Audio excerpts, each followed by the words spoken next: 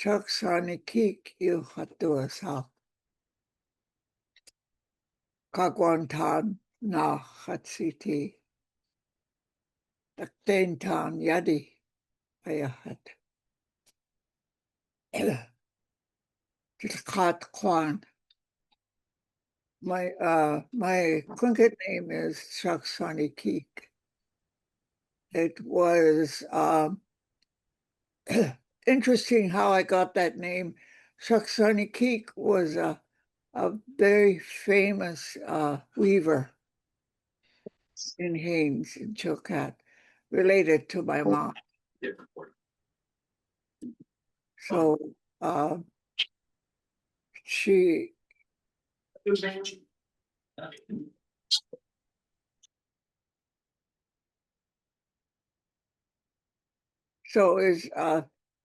the visit that we made to Haines after I was born. She was curious about me, so my mom brought me over to her, and she said, usually the names are not given until after the person is passed away. But she says, I'm going to break the rule and give her my name right now. I want her to have it. And of course, as I was growing, I really found out what an artistic person she was. And I just, I'm not a weaver. I tried weaving. It was terrible, but I enjoyed it. But the appearance of my weaving wasn't that great. And I tried a few times. So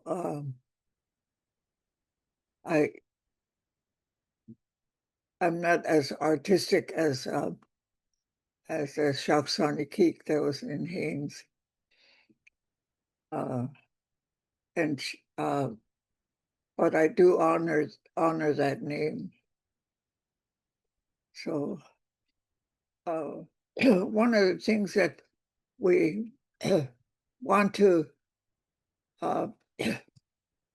talk about with you is who you are, what you want us to know about you, and hopefully you can tell us what you're hoping for, and anything else that you would like to share with us, because one of the things that we are going to cover is how to introduce yourself formally. So if somebody would like to begin, and maybe we'll start with Corey to introduce himself. I could do that. It'd be a good practice for me. I don't do that very often. Hello, my name is Corey. I'm signed in under Vicky Sobolov, my supervisor.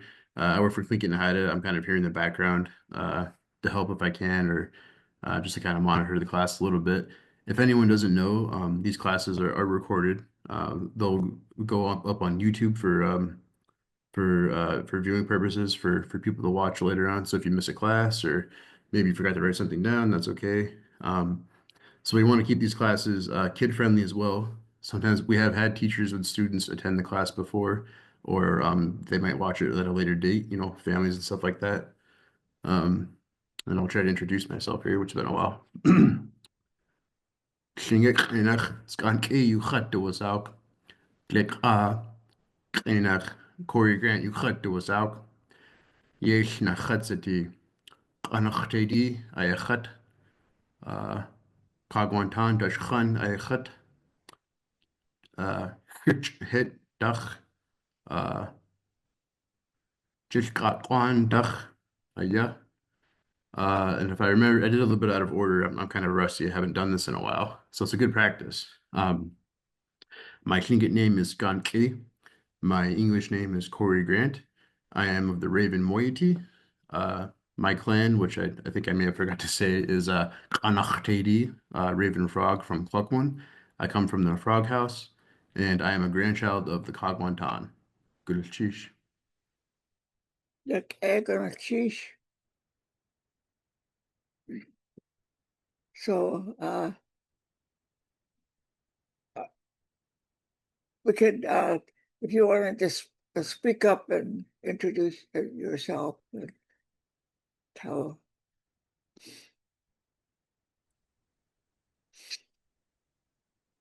Hi, everyone. My name is Jessica. Um, Kutsa is my Tlingit name. Kutsa Yechet Dusauk. I am Deshi Ton, but I live in Heidelberg, Alaska. I got my Tlingit name given to me by James Crippen. It belonged to my grandmother, Elsie Gunya. Thank you. The cheese, that's from the south.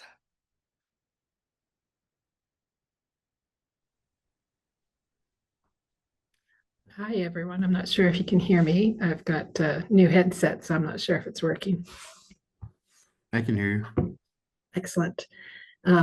Lake Ka Kenach, Trisha Yuchat Duasauk, Plinkit Kenach, Saki Yuchat Duasauk, Duckluady Hich Hatsati. I am from Carcross Tagish First Nation in inland in Yukon, Canada, and gonna sheesh. Oh, the cheese, that's so weighty.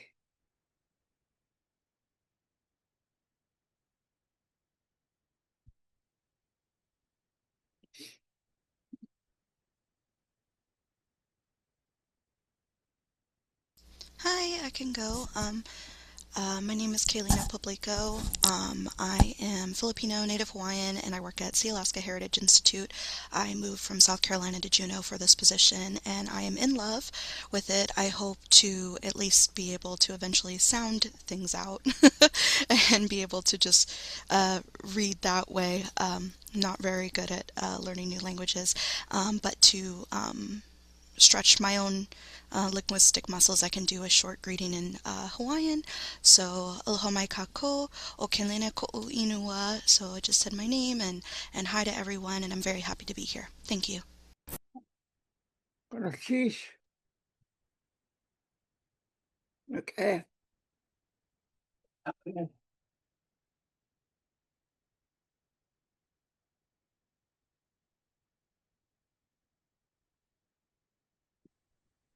Um, Dicking Phoenix, Juju, you hatu asaku. Wakan de yi, you hatu asak. Yaklanas naksati. Ho achish.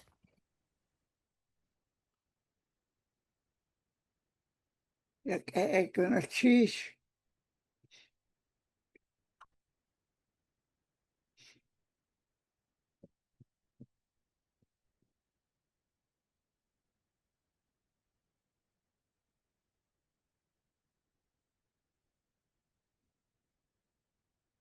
Is that everybody? Is there I anyone else who wants to haven't. introduce? Oh, I'm sorry. Go ahead. Yeah, I can go ahead. Yak e Yiksatini. I hope I'm remembering everything correctly. Um, Letka Eina Michael Yuchat Wasak Gingit Eina at Huni and Agin Yuchat Wasak. I have to think. Munich, Germany, Yechat Yati. I tried to say that my German name, well, English name is Michael. My Tlingit name is Askhuni Handejin. It's not an official name. It's a name that was given to me in this class, actually, in the last semester. I live in Munich, Germany, and I started this class 3 months ago out of curiosity, and curiosity turned into commitment, and now I'm back. I just wish to learn more and strengthen what I already am forgetting again. So good to see everybody again. Sheesh. I know what it's like to start forgetting because you don't have anybody to talk to. That happens to me. I have to, what I started to do was to do some translations so that in my brain I'm not conversing, but at least making phrases and things like that so that um, I could have that in my head. So I can appreciate what what you have to do to recall from one time to the next. Is that everybody? I joined a couple minutes late. Are we doing anything in particular with introductions? No. Okay. I had no introduction for myself in Honest, which is the people in my mom's tribe. Daisha, Shan Shanas, Ayutthaya. Hi, I'm Ayutthaya. I live on the Oregon coast. I'm Honest for my mom. And up until last month, I was dual enrolled with Tlingit and Haida. And I seen on Facebook the classes come up and thought it could be a cool way to connect to that side. My dad's dad is from Huna, and yeah, just kind of feeling curious and wanting to meet people in community and yeah, go on canoe journey. So I meet a good deal of Tlingit people that way. But yeah, I feel like language is really special, and I've used the app a few times and have gone to Lance Twitchell's class off and on for a few years. And yeah, really just appreciate being in community and hearing speakers.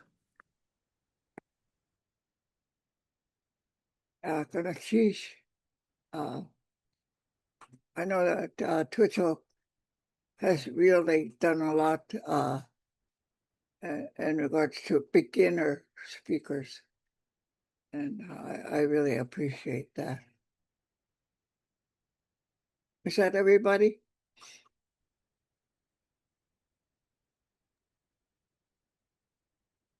Hi, I tried to introduce myself. Hannah Yufadu Asalk, Yesh Nahatsati, Deshitan Hatsiti, Stin Hitach Ayachat, Kutnu Kwan Ayachat, Ach Ishas Wasanedi. My name is Hannah. I live in Juneau. I'm of the Raven Beaver clan from Angoon. My father's people is Wasanedi, Eagle Wolf. And I started taking this class a couple of years ago, just wanting to get to learn more about my culture that wasn't always taught to me through my parents or grandparents. And so that's what I'm doing for my daughter now as well, is just trying to bring back the language, bring back the songs and the dances, and just learn as much as I can. So ganachchish. Ay, okay, sheesh.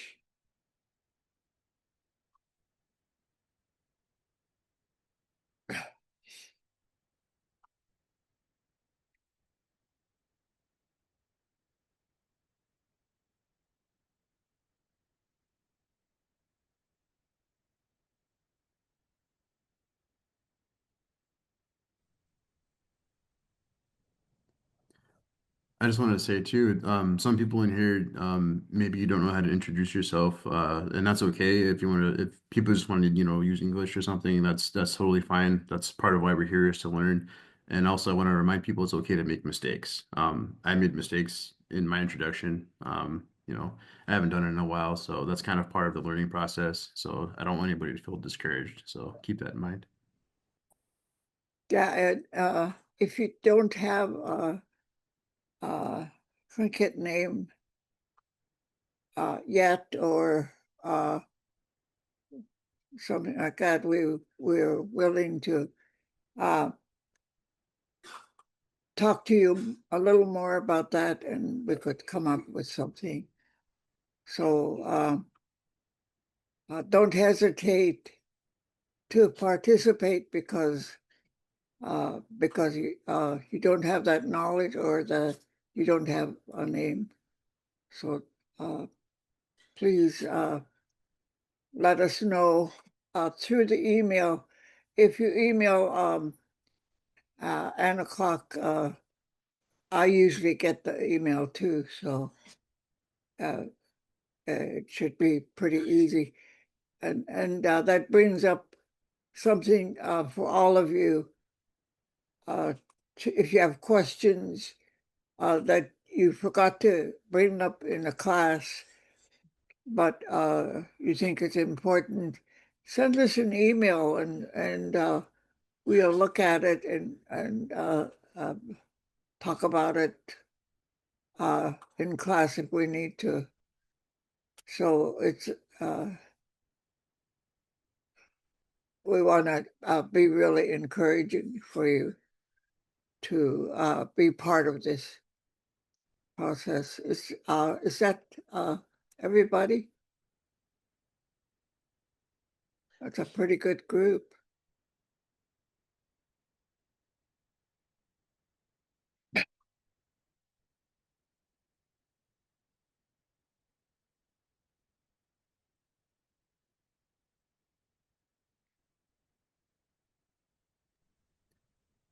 I think that might have been everyone. We have 8 students.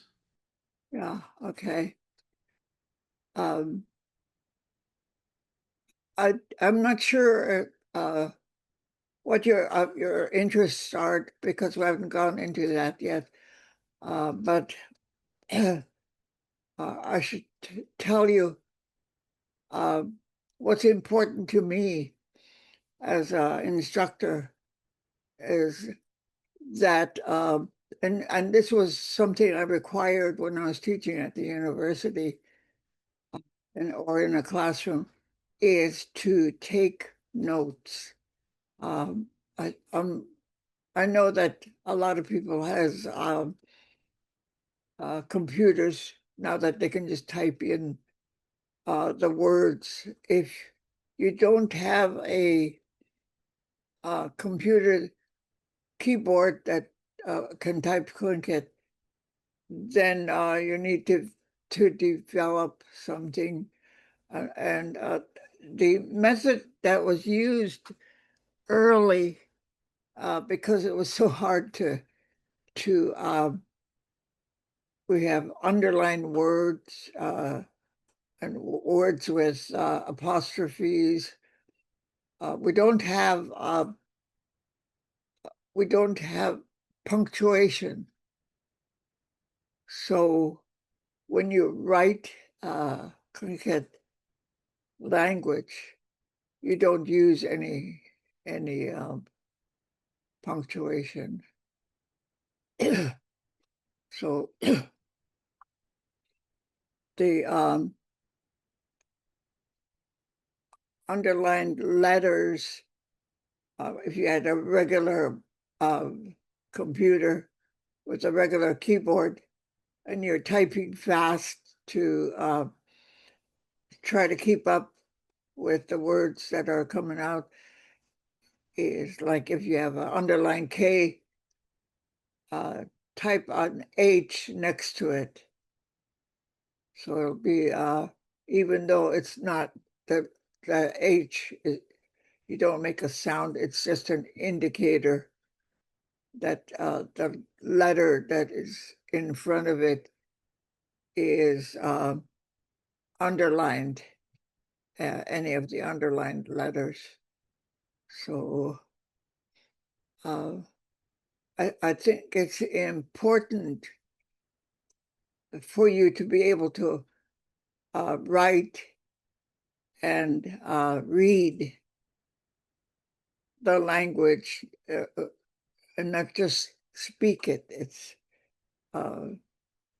because you can continue on with your studies with the language if you have that and do that. So, any questions about the writing that you have? We could talk about it now, or any difficulty.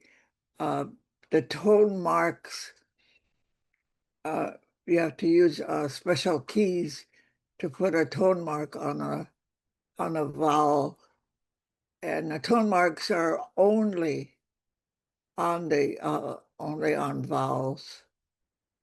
So, I'm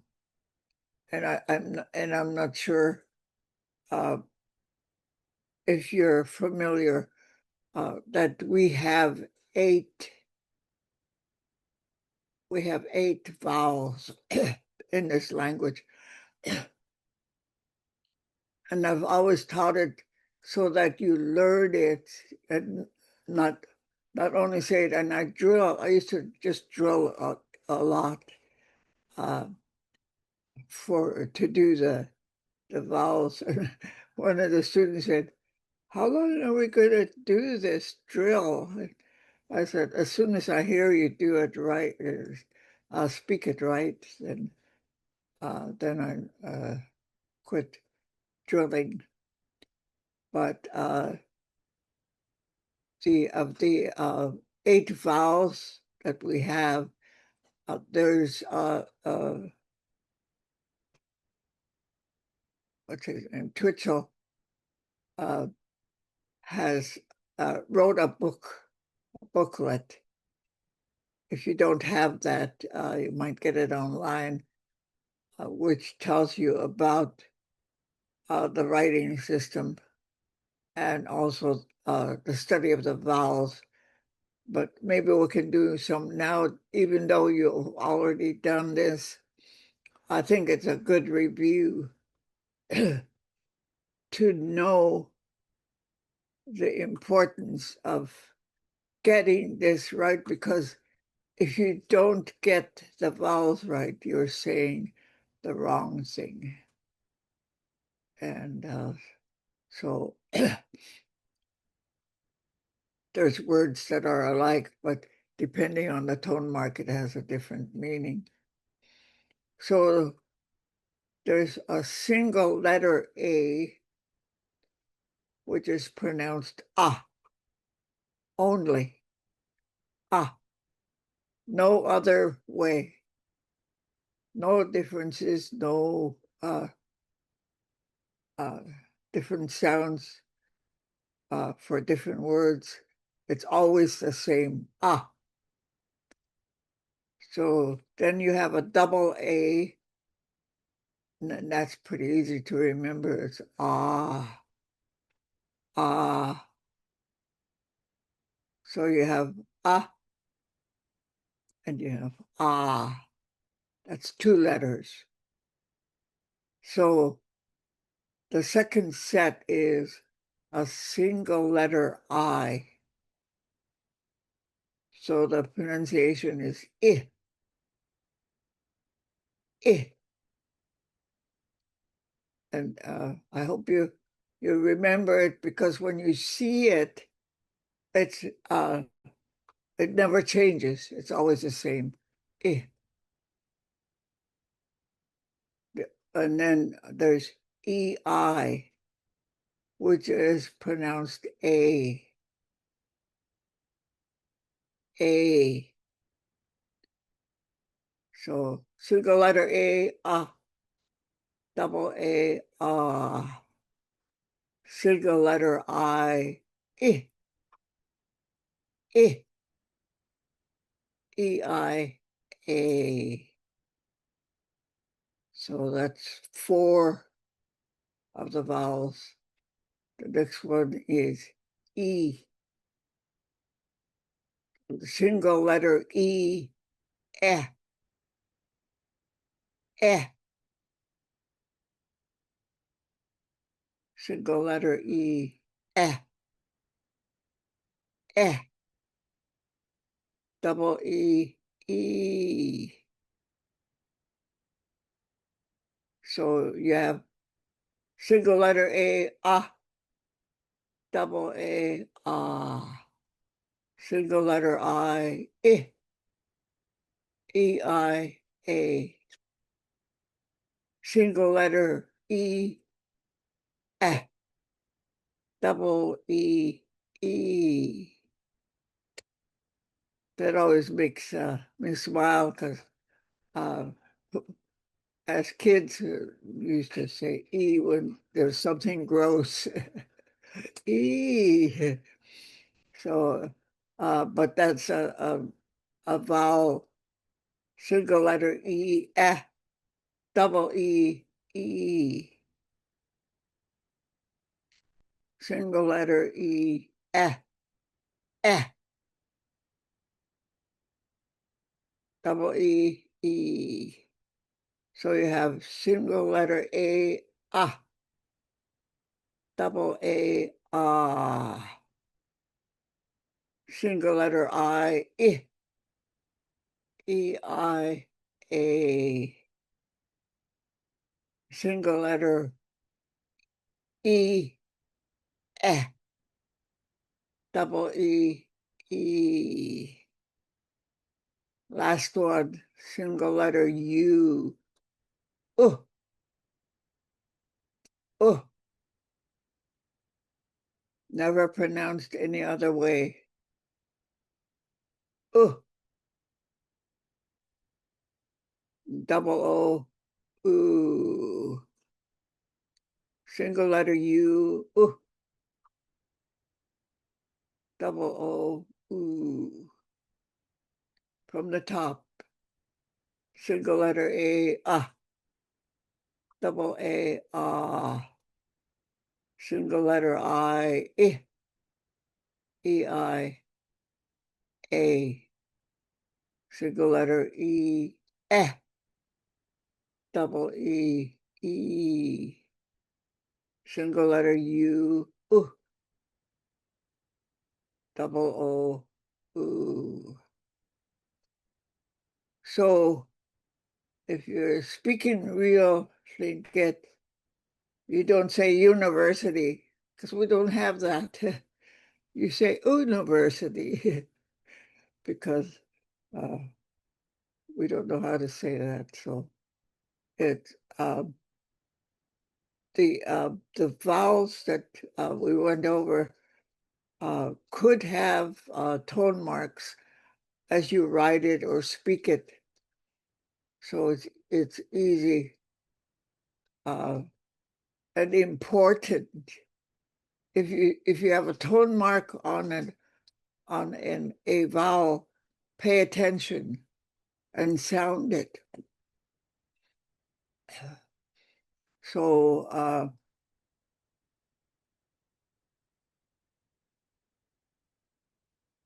let's see, teeth. Oh, teeth, T-E-E-L. L was a silent letter. Teeth. Can you hear that? My voice goes up on the E's. Teeth. That's a shoe. Teeth. The same word without the tone mark. Teeth. Teeth. Scar. Scar. So I'm trying to point out the importance of paying attention. If you really want to sound Tlingit, you will pay real close attention to the tone marks on the phrases that we learn, and so if you learn that and you really want to sound Tlingit, they'll pay attention to that particular thing. The one I mentioned, silent L, no sound with the L. When the L stands alone, we have L that's combined with other letters, but when the L stands alone, you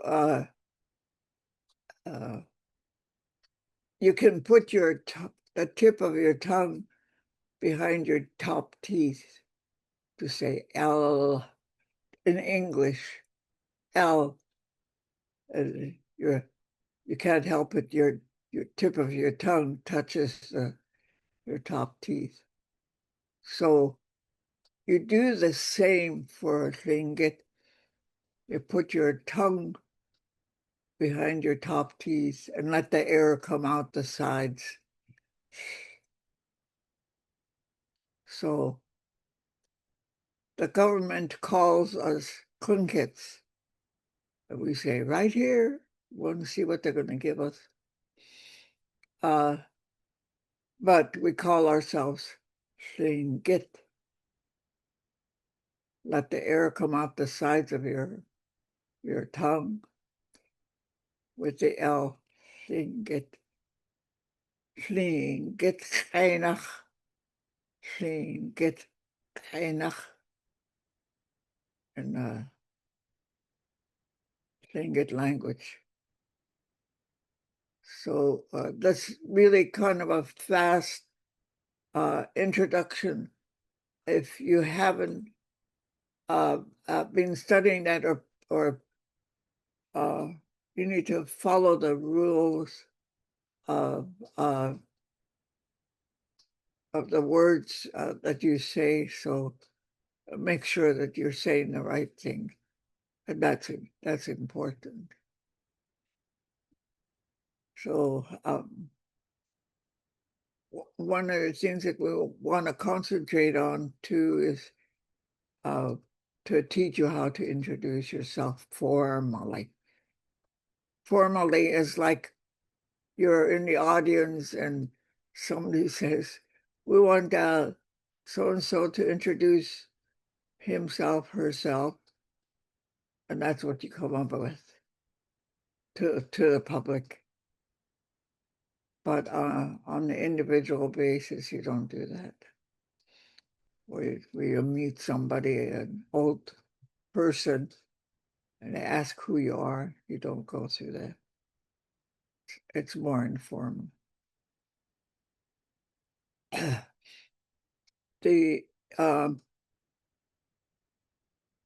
The site that we want you to be aware of is the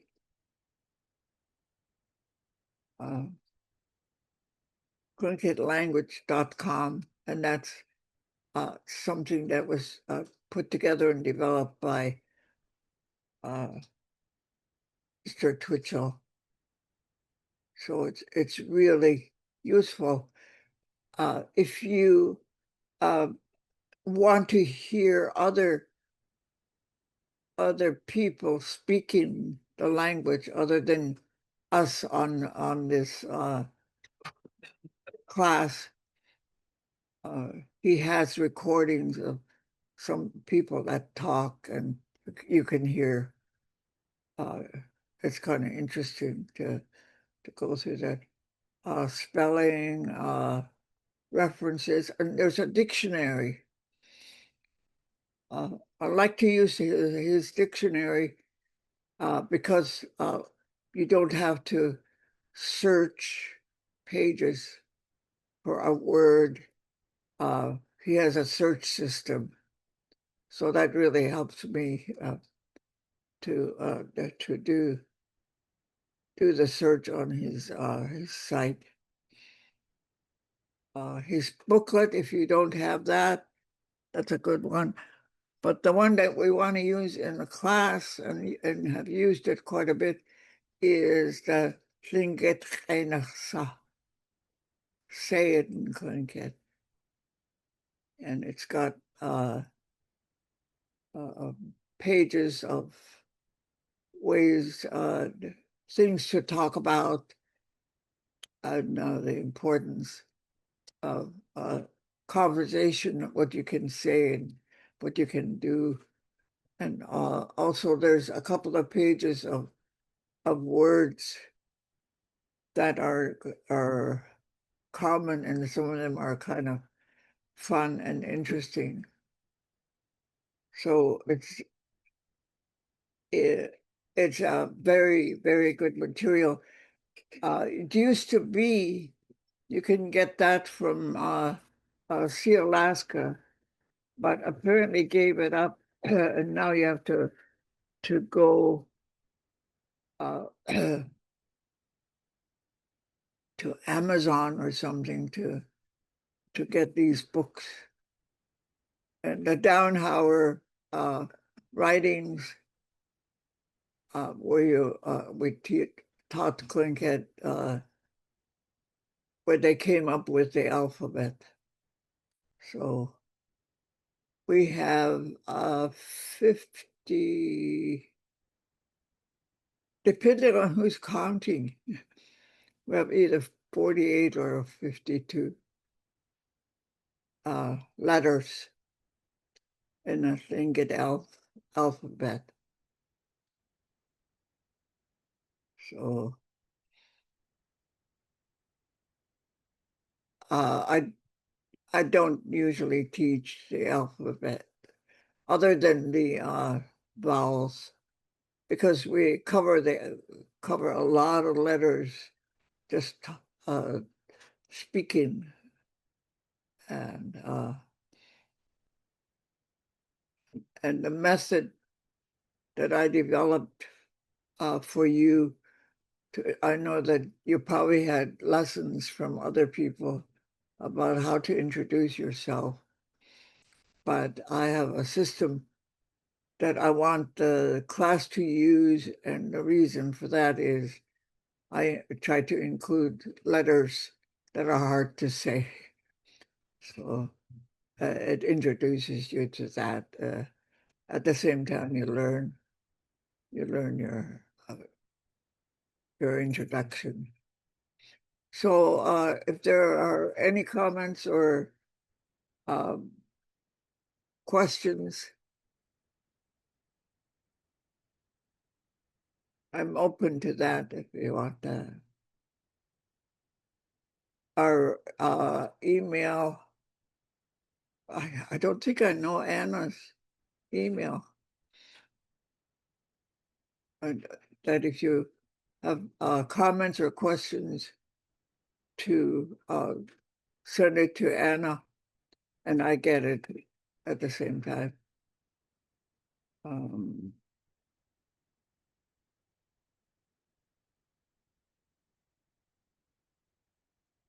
Are there any comments or questions?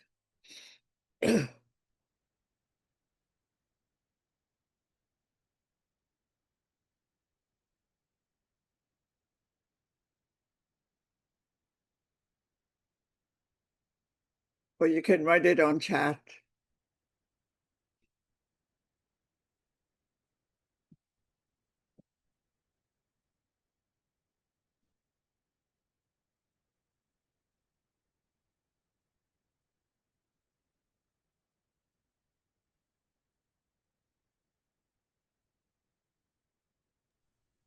There haven't been any questions in the chat yet. Oh. I could put Anna's email if you want. I in kind the of have a chat. question. So I had previously been learning from two different elders down in my area, Prince Wales and Ketchikan. And one of them was Martha Denny. She was Esther Shea's daughter. And the other person was Joe Thomas, and he was from Cake. So Joe Thomas was from Cake, and Martha was from Tongass tribe, so down here in Ketchikan. And it was kind of interesting learning from both of them because they would often argue on how things were pronounced correctly. Um, Joe pronounced things very different than Martha. Is there different Tlingit dialects? There's no different dialects, but there's accents. The southern part of Alaska, and Esther Shea was really well known for this, is the way she spoke, and those from Quake and Kawak and Ketchikan, and I think there's a place further south than Ketchikan where Esther Shea was from. And Cake, I think, has a very strong accent that from the south. So I was talking that over with Corey before class started. Uh, the the Tlingit language you're learning is the northern Tlingit, Angun, Sitka, Huna, Akbe. Um, it's the language that you're learning in this class. I mean, the accent you're learning that's in this class, because that's the only one I know. I tried speaking the Southern, but it's like trying to imitate a Texas person. It just doesn't come out right. And I hope there was somebody that's been studying the language. I understand that there's a dictionary that was developed by a person that was doing the study on the language in the South. And I don't know if that's available or if it's because the sounds are different. And it's really beautiful because when I was a child and I went to Alaska Native Brotherhood conference, I could actually tell who was from where because of the way they spoke. We all spoke the same Tlingit, just that we had different accents. I have a question. Yeah. I'm so sorry I was late. And really nice to join your class. Uh, I'm sure you maybe have already answered this, but is Tlingit a tonal language? A tonal? Yeah, like are there like I'm sorry. I'm just excited to learn. I wanted to know if Tlingit was a tonal language, like then you know how some languages, like Chinese, for example, they have to say things with a certain tone to convey meaning. I wasn't sure, you know. I'm just excited to learn. So that's Google just says one yes. of my questions. Google says yes. Oh yeah? Yeah. Okay. We covered that. You came late. I can see that from the chat. And Shahsani Keek Shirley was speaking earlier, made actually an example of that, how different tones would change the meaning of a word. And I don't know if you have the chat. I wrote it down. So we had, I'm not trying to pronounce it. We had shoe and scar. So maybe Shahsani Keek, if you could say it again. Yeah. Actually, the language is pretty monotone, except for the tone marks on the vowels. So a tone mark is a mark that you see, and that's why I really encourage you to do a lot of writing, either on your computer or by just writing in a notebook, so that you can recognize these things that are important. The tone marks that appear on the vowels really changes what you're saying, so you have to be careful. And it's really easy to do this when you think about it. When we talk about animals, especially like bears and things like that, no tone marks on animals, but tone marks on different things. For shoe, and there's the letter L. I explained how to say that, and it's got a tone mark on the double E, TEEL. There's a tone mark on the first E, so that makes it teeth, teeth. But if you leave the tone mark off the letter, you say teeth, teeth. I hope you can hear the difference. Teeth, and that's scar on your face. So we'll pay real close attention to the tone marks. The marks that we have on the writing is underlined letters that are that are in our alphabet. I knew there was a word for that. Alphabet is underlined K. Any of the letters that are underlined is in your throat, and you gargle it. So underline X.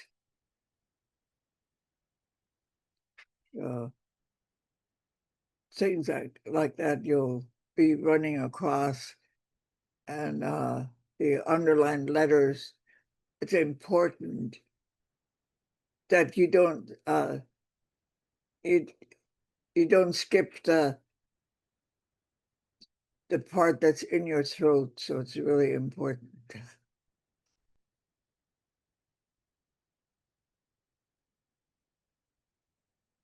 The other marks that we have besides the underline and the tone mark is an apostrophe next to a letter, an apostrophe.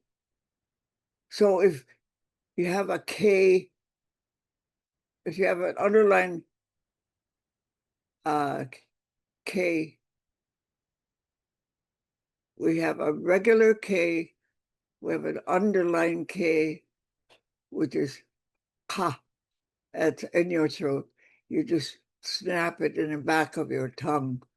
Ha.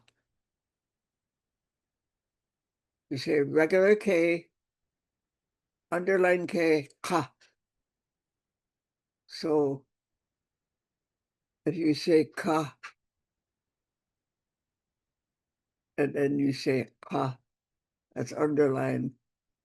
If there's an apostrophe next to the K, it sharpens it. You go. So you snap it the back of your tongue. So the other letter that's always confusing to new speakers is a W. A W that appears next to a letter. It makes it all it does is it shows you what you need to do with your mouth. If you say it, I think it serves the same purpose as in the English language. You purse your lips around who, what, how. So it serves the same purpose as in the language, Tlingit language, to have a W next to something. So you purse your lip if it's around a K at the end of the letter and end of the word. Then you purse your lips around the K. That's all it does. It's not a word, a letter that you say. There's no sound to it. It just tells you what you do with your lips. So you kiss it. That is really important to know. So you have the apostrophe, which makes you click on the letters, and the W that makes you change the sound. So it's those kind of things are important. There's a period that appears usually, and probably the only time is a period appears between two vowels. So you have HA dot E. Ha. You say ha. But there's a period. Ha. Eh. Ha. Eh. So you have to click on that one. Ha. Eh. Wa. Eh. Wa. Eh. You. So ha. Eh is like, oh, you're too much. So those are the punctuations that were used and adopted by the Downhowers into our language. Otherwise, I think we don't have any other punctuation, what that you could call as a punctuation. So just be alert when you look at words, and if you can't figure it out, bring it up in class, and we can work on it.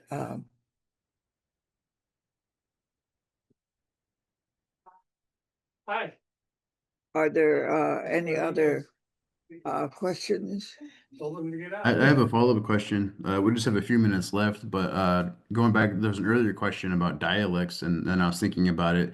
What can you share about? I know the language is I think fairly different in Canada. I know that was something when I was learning. I know the writing system is different up there.